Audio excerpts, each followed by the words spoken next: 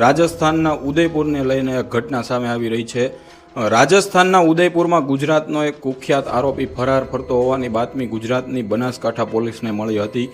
ત્યારે આપણી ગુજરાતની પોલીસ ત્યાં તેમને પકડવા માટે ગઈ હતી, જેમાં આરોપી બ્લેક કલરની કારમાં સવાર થઈ અને ત્યાંથી ફરાર થવાના પ્રયત્નમાં જોવા મળી રહ્યો છે।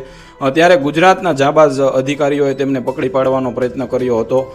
રાજસ્થાનના ઉદયપુરમાં ભાવનગર જિલ્લાના તળાજા તાલુકાના કામરોળ ગામના વતની અને બનાસકાંઠામાં પીએસઆઈ તરીકે ફરજ બજાવતા જે સરવૈયાએ તેમને પકડી પાડવાની આ જે જહેમત હતી એ ઉઠાવી હતી।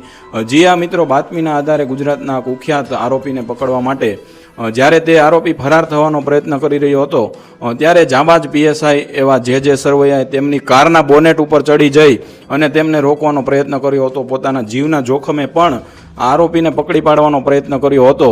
આ સમગ્ર ઘટનામાં